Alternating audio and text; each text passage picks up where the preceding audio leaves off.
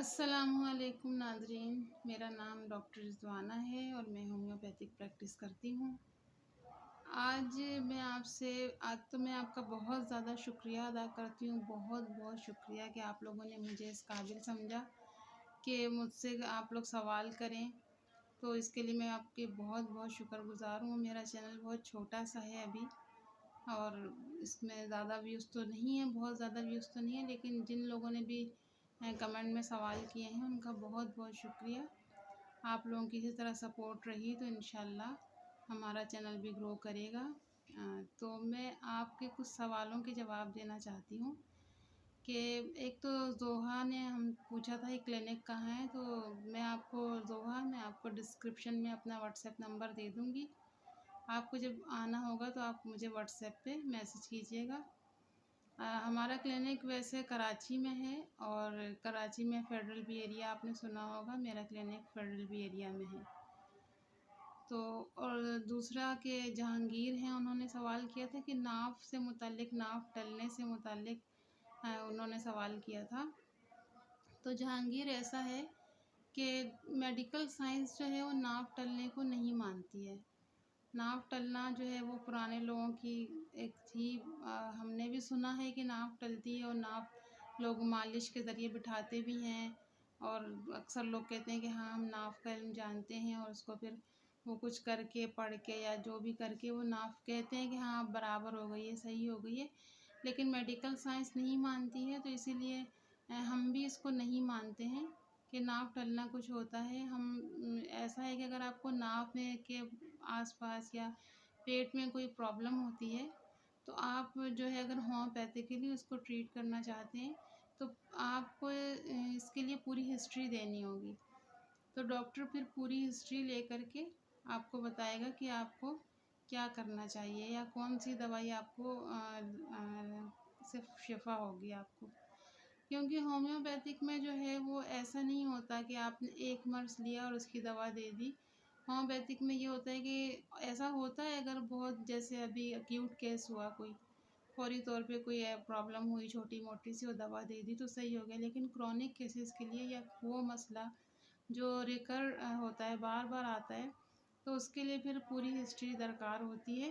اور پوری ہسٹری لینے کے بعد ہی ڈاکٹر دوائی تجویز کر سکتا ہے۔ تو آئی ہوپ کہ آپ کو آپ کا سوال کا جواب مل گیا ہوگا، اور آپ نے جو ہے وہ کہا ہے کہ اس کو انگلش میں کریں، تو دیکھیں اس کے لیے میں کوشش کروں گی۔ آپ انگلش میں کیا چاہتے ہیں کہ انگلش میں پورے طور پہ دوائی کو اس کی تفصیل بتائی جائے، یا پھر یہ کہ کچھ ٹرمز آپ انگلش میں چاہتے ہیں، تو اگر آپ ہمیں کمنٹ میں بتا دیں گے تو ہمیں آسانی ہو جائے گی،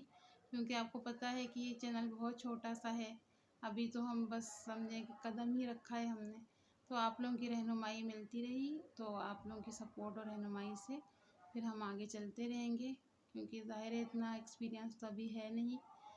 تو چلیں ناظرین، اب چلتے ہیں آج کی دوائی کی طرف۔ آج کی ہماری ہومیوپیتھک دوائی ہے کاربونیم سیلف۔ کاربونیم سیلف جو ہے یہ دوائی جسم میں بہت گہرائی میں اثر کرتی ہے۔ کچھ دوائیں ہوتی ہیں جو بڑی ڈیپ ایکٹنگ ہوتی ہیں، جیسے باڈی میں بہت گہرائی میں جا کے کام کرتی ہیں، تو اس میں یہ ہوتا ہے کہ مریض جو ہے وہ ذہنی علامات اس کی بہت زیادہ جو ہیں وہ ہیں کہ وہ ایسی ایلیوژنری چیزیں دیکھتا ہے مریض کے، یہاں جیسے کوئی واقعہ بتائے گا تو وہ اصل میں نہیں ہوا ہوگا، لیکن اس کو لگے گا کہ بالکل اصل ہے یہ، اور توہماتی قسم کی باتیں کرے گا، پریشان کن قسم کے خواب دیکھے گا، خواب بھی اس کے پریشان کن ہی ہوں گے، تو ذہنی طور پہ جو ہے وہ مریض اتنا اسٹیبل نہیں ہوتا۔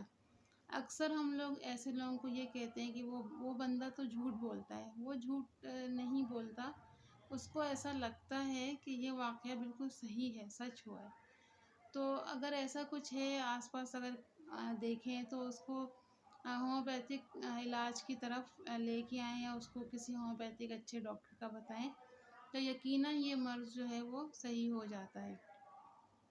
دوسرے یہ جوڑوں گٹھیا، جو پرانا گٹھیا ہوتا ہے اس میں بھی یہ بہت ہی اچھا کام کرتی ہے دوائی،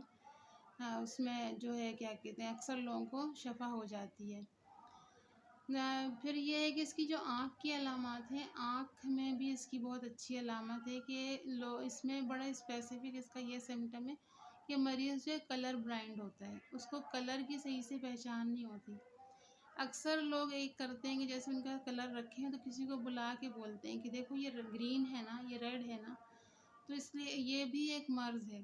اور اس دوائی کو دینے سے یہ مرض صحیح ہو جاتا ہے کہ وہ صحیح کلر دیکھنا شروع ہو جاتے ہیں۔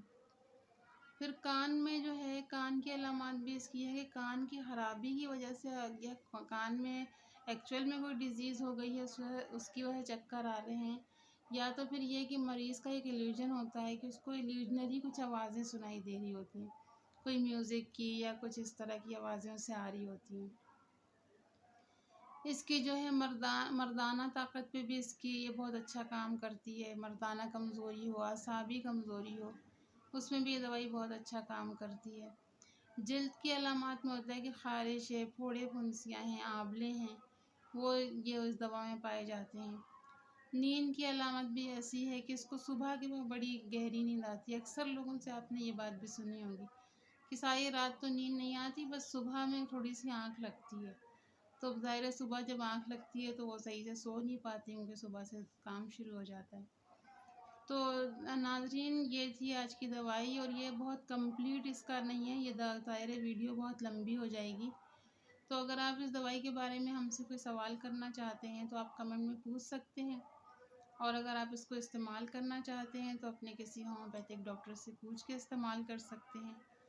ملتے ہیں پھر کسی نیکسٹ ویڈیو میں، تب تک اپنا بہت سارا خیال رکھیں، خوش رہیں، خوشیاں بانٹیں۔ اللہ حافظ۔